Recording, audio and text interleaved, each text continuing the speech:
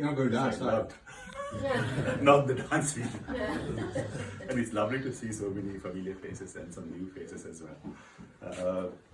And I have to resort to my notes because I can't speak off the cuff. Ladies and gentlemen, I'm very grateful to have the opportunity to speak a few words about a personal hero of mine, whose revered memory we are gathered here to honor. I'd like to thank Ruan, Mahendra, and members of the Sri Lanka Literary Association for giving that opportunity to me wholeheartedly. In an essay on morality, Professor Fonseka categorized basic human needs as affection, belonging, knowledge, creative activity, excitement, and freedom. When you think about it, these needs are exactly what's fulfilled by the Sri Lanka Literary Society. Affection, belonging, knowledge, creative activity, excitement, and freedom. So thank you all once again.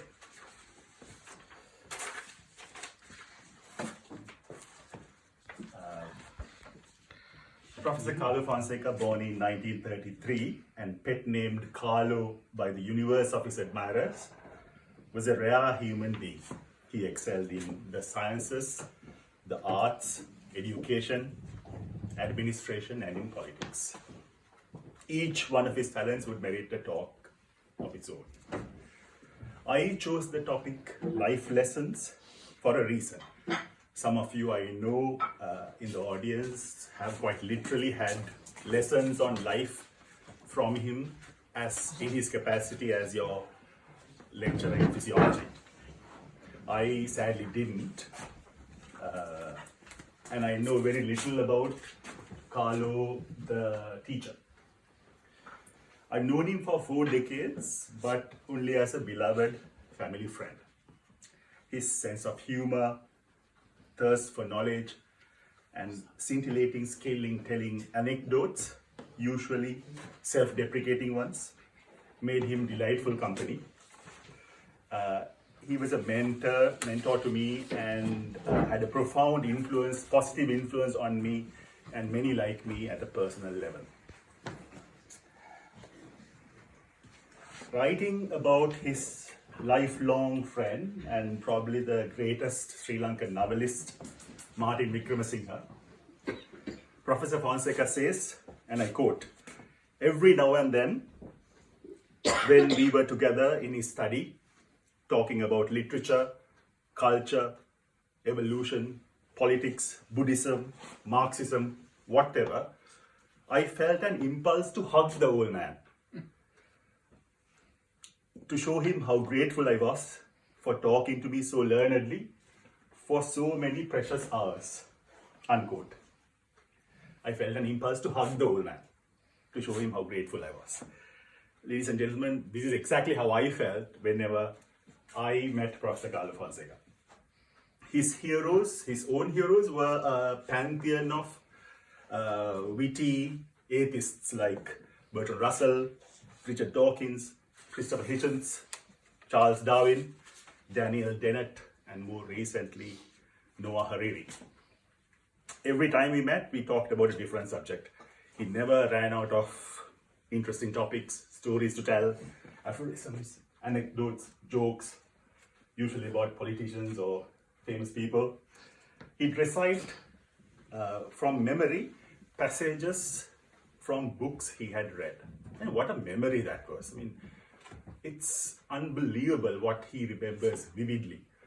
I particularly remember the opening paragraph of Bertrand Russell's autobiography he recited. It goes like this. 3 passions, simple but overwhelmingly strong, have governed my life. The longing for love, the search for knowledge, and the unbearable pity for the suffering of mankind. This statement, I think, applies equally to Professor Carlo Fonseka as it does to Bertrand Russell. And he would continue quoting Russell. "I have sought love because in the union of love, I have seen in a mystic miniature the prefiguring vision of the heaven that saints and poets have imagined. I found this statement very moving.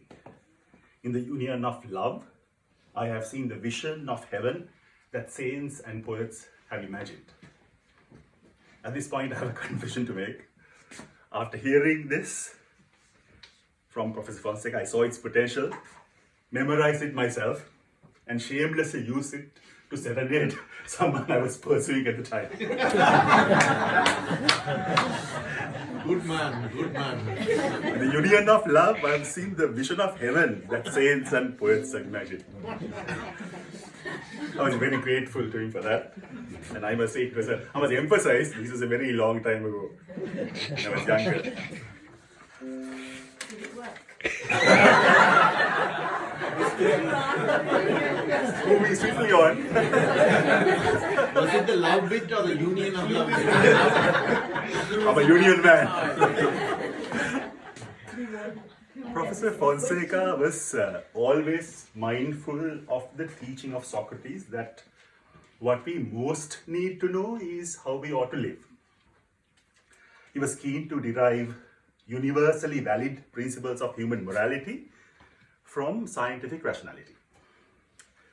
So this brings us to the question, how does a rational person conduct oneself? The first thing you notice about him, when you get to know him, is his humility. He treated everyone with respect. My lasting memory of him was the first time I met him when I was 9 years old.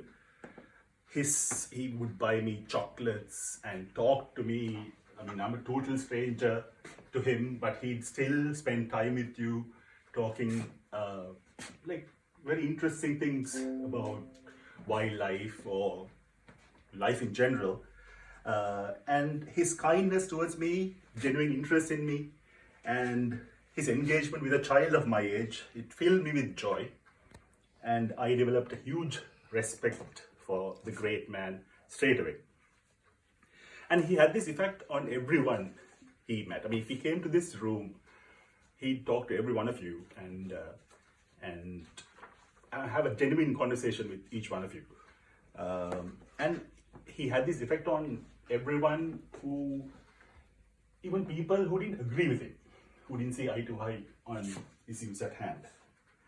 And not many people know that he was offered the post of Minister of Health by a two-term former president, and he politely declined.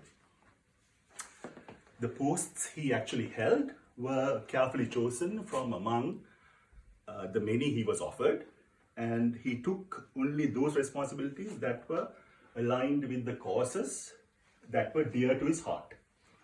So the chairpersonship of the National Authority on Tobacco and Alcohol was one of those roles that he played. Scientific rationality cannot provide answers to questions such as purpose or destiny of humankind. If our brief existence on earth is an insignificant lucky coincidence, how does one add purpose to it? Professor Fonseka's answer was kindness. He added purpose to his life by attempting to reduce the suffering of others. I'm sure many of you would know this firsthand. As many here would agree, he was a first-rate teacher. His students still remember the principles of physiology that he taught them half a century ago. He was an excellent communicator, and his formidable prowess in this aspect owed its splendor to his being a book lover. So this is his writing desk at the age of 86. So he had actually moved this from his study into the living room. The living room overlooks has a nice view from it, and he's moved the study desk there. So when you enter his house, this is what you see.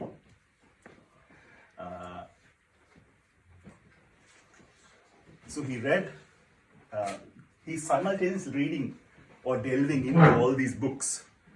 And there's a study at the back of the house full of other books that he's read or he's reading.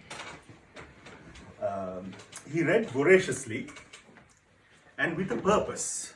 This is something I've not witnessed in many people. Whatever he reads with a purpose. And with a ruler and in red ink, he would underline anything of importance and make notes on it. So this is a practice that he has sort of cultivated from the time he was a teenager, I think. And even to this day, if you give him a book, he would read it and underline stuff that he finds important. Thus, he was able to glean and commit to memory the salient points. His wide reading allowed him to present these points to others in an interesting and engaging way, sprinkled with pearls from literature and humorous anecdotes. He used to tell this story about why he became a potgulla or a bookworm. So in medical school, he had done extremely well in his second MB exam, and his name was at the top of the list of students who had passed. Can you tell this story to the No, we didn't. But I had the video. We'll show it later. Yes. But you relate the story. So he's topped the batch, and his name is on the list. And he had overheard two pretty girls talking about this. One said, "Carlo batch top karla ne?" Like, yeah, very bright ne? Like, Carlo has topped the batch. He's such a smart guy. To which the other girl replied, "You know what, I last ne? Shame he's not good looking." He says he cried all night and determined from that day onwards. These are like all yarns, I don't think he did. He says he cried all night and determined from that day onwards to become a bookworm for the rest of his life. So his love of books was such that in his actual will, he bequeathed to his only son and sole heir, as his most precious legacy, a signed copy of the book Climbing Mount Improbable, given to him by its author, Richard Dawkins. So this was his most precious legacy. This, by the way, is my most prized possession. This was a gift from Professor Fonseka 6 months before he passed away, saying that he didn't think he would need it anymore. The person who gave it to him had inscribed the words, "In remembrance of the happy hours spent with the old Khayyam."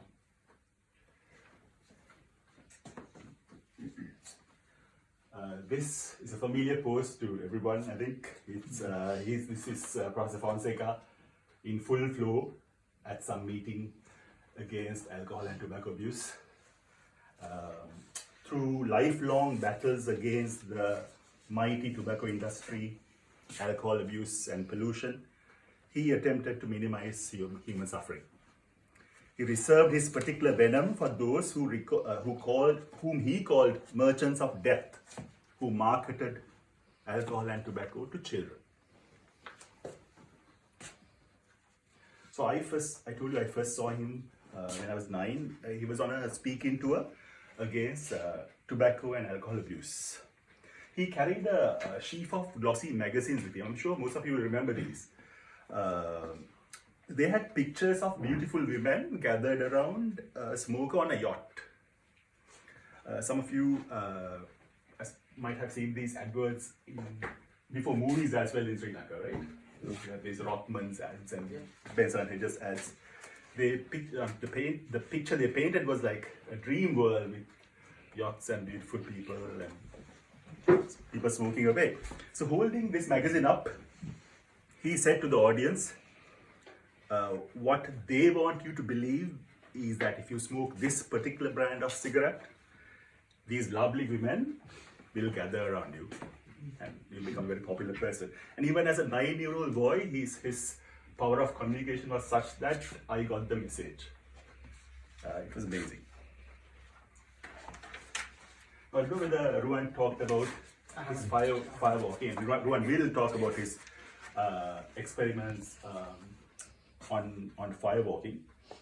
Following the footsteps of Dr. Abraham T. Kaur, more about him later, Professor Fonseka strived to educate people on scientific thinking and the principle of cause and effect. He wanted to emancipate exploited masses from the shackles of blind faith and superstition. What he espoused was the Buddhist concept of ehi passiko, come and see for yourself. This is his family, as Pasika showed.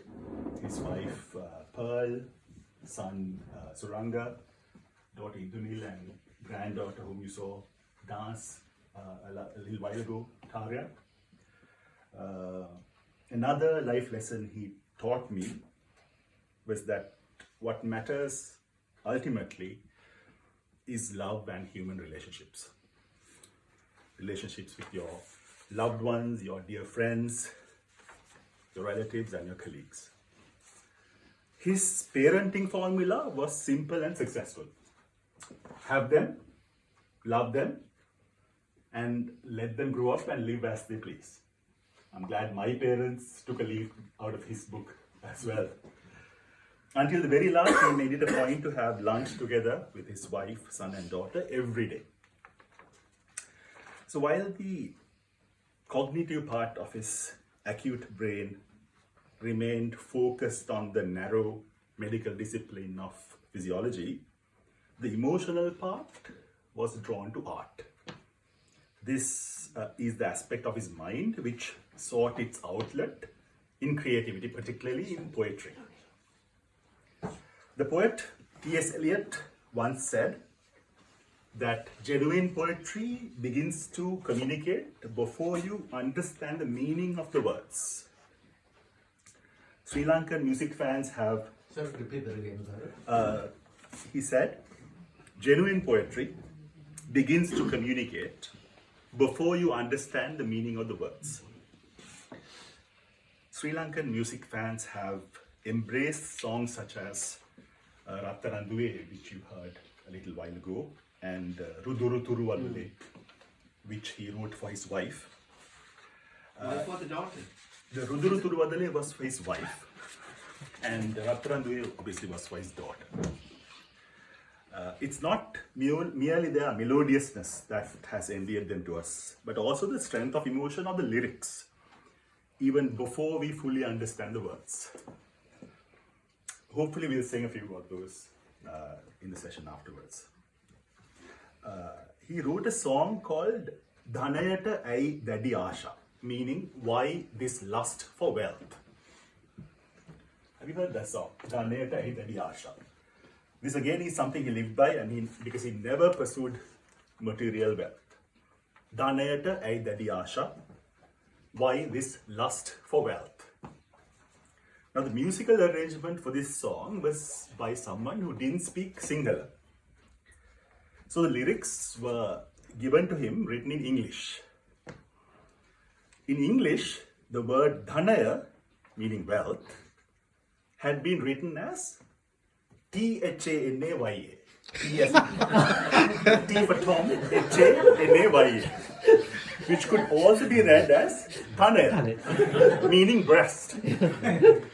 So the poor musician had wondered why this eminent professor was writing a song called Thanaya Tai Dadi Asha, meaning why this lust for breast, and had quietly inquired, "Sir, is it because we are all mammals?"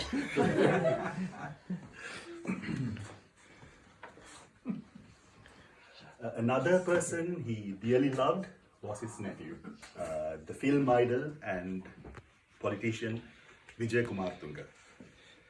Vijay, as some of you may remember, was cruelly assassinated in 1988 at the age of 42. Carlo had hoped Vijaya would lead a third political movement in Sri Lanka, which was socialist, secular, and non-racial. And Vijaya's growing popularity made him a target for the vigilante groups in operation at the time. You're being polite there. In fact, Vijay, when he went to mediate peace between the government and the Tigers at the time, came to faculty, got the blessings from Carlo, and went.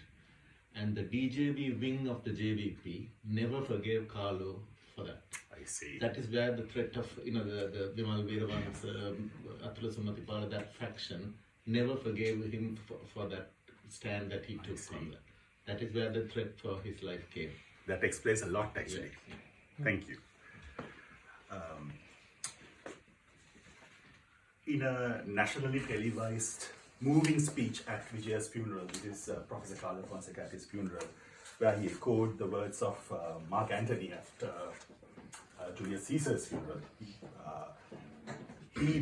Professor Fonseka bravely expressed defiance against these evil forces.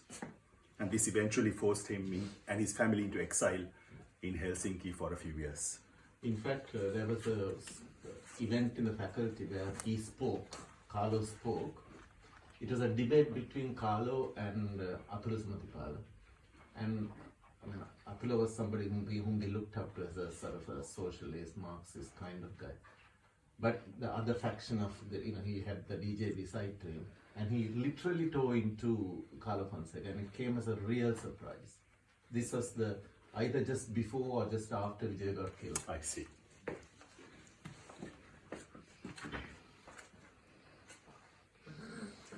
At this point, I must say I'm not going to. I promise not to speak about another one of Professor Fonseka's nephews, who's been making waves in the media in the last week or so.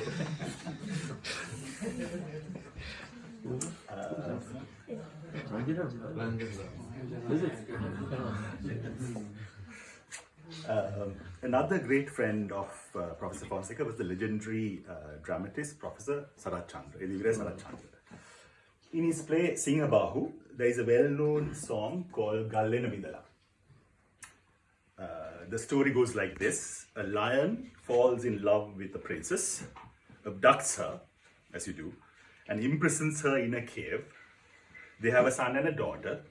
The son, Singabahu, meaning arms of a lion, grows up and becomes a strong lad. He becomes so strong that one day he's able to move the large rock covering the entrance to the cave and escape with his mother and sister. When the lion discovers this, it becomes very angry and also at the same time heartbroken. That's when the lion sings the song Gallena Midala. A famous line in the song goes, Mama dana gatimi, mama saka kalemi, meaning I knew it and I suspected it. The lion basically says he had premonitions of what happened basically. I knew it and I suspected it. Now, ever the scientist, Professor Fonseka was puzzled by this phrase. Surely, he thought, the suspicion must come before the knowing. So shouldn't the phrase instead be Mama saka kalemi, Mama dana gatimi, or I suspected it and I knew it, rather than the other way around. He was so puzzled by this that he asked about this from Professor Sarat Chandra several times without getting a satisfactory answer. And he persisted. When he persisted, Professor Sarat Chandra had got really angry and had said, I say Singhavane, Satyava Thamai. Meaning, look, it's a lion, animals are like that.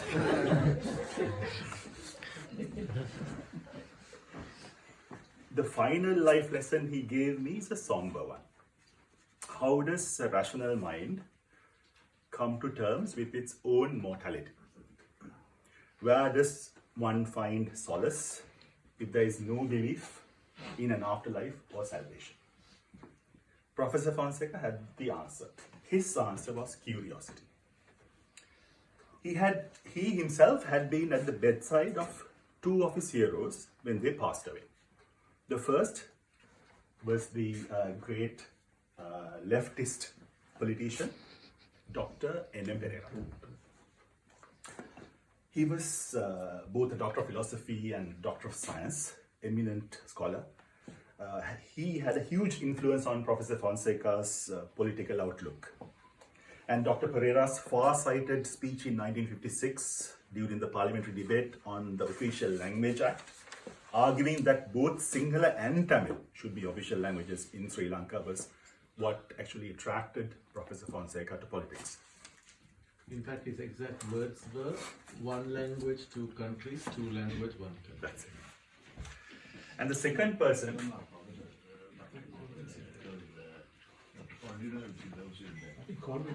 That is Dr. Colin okay. The second person, Professor Fonseka, was at the bedside at the time of death was Dr. Abraham T. Kaur. Dr. Kaur believed that happy human societies could be built by attacking superstition vigorously, and he dedicated his life to doing so. To the last day of his life, he had been working like fury to liberate his fellow countrymen from what he called superstition. He was sometimes seen to be, if he was sometimes seen to be dogmatic, it was out of humane concern for his fellow countrymen who have been systematically swindled by gurus, swamis, astrologers, palmists, yogis, rishis, spiritualists, and their ilk. So one of these greats had been extremely fearful of death, and the other calm and philosophical about it. It's in this latter state, in a calm and philosophical state, that I witnessed Professor Fonseka in his final days. Until his dying breath, he was curious. Curious about unraveling the mysteries of the physical world through science. Curious about unraveling the mysteries of the mind through art. Curious about better ways of navigating this short passage of time we call life. The fear, uncertainty, and foreboding of an incurious mind was not for him. If we are unconcerned about the vast emptiness we endured before birth, before that sperm and egg met, why should we fear the same emptiness after death? His parting words to me 3 weeks before he died, and this is a person who's coming in and out of consciousness due to being heavily sedated.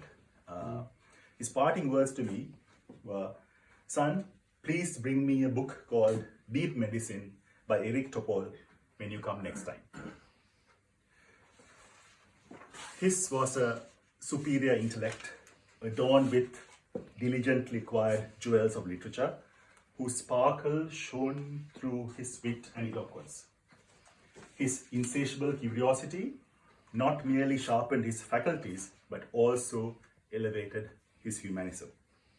His kindness to ordinary people knew no bounds. Presidents and paupers sought his advice and help. Each one who approached him knew that he'd be genuine, wouldn't expect a reward, and would use his copious reserves of knowledge and human connections to help. So, ladies and gentlemen, I'm eternally indebted for the life lessons he gave me in humility, kindness, love, and curiosity. I leave you with lyrics from a song written by Professor Fonseka, which he adapted from a poem by Omar Khayyam.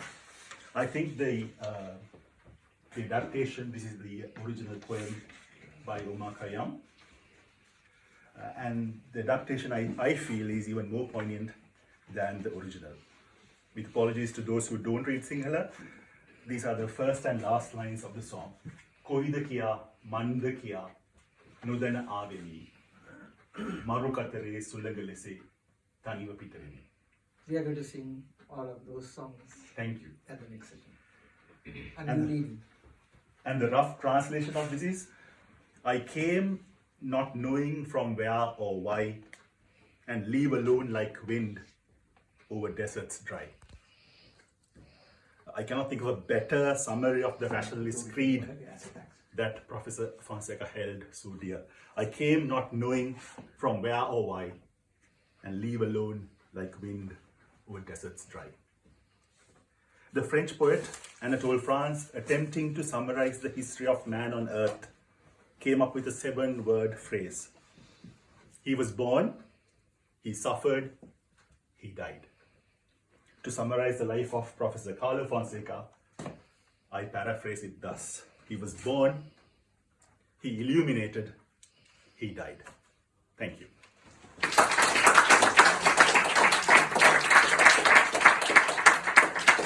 I expected something special, but that was extra special. Thank you very much. You really communicate to us the way he thought, the way he felt, and his relations with you. So, thank you very much. Thank you. Beautiful. Don't you agree? Yeah.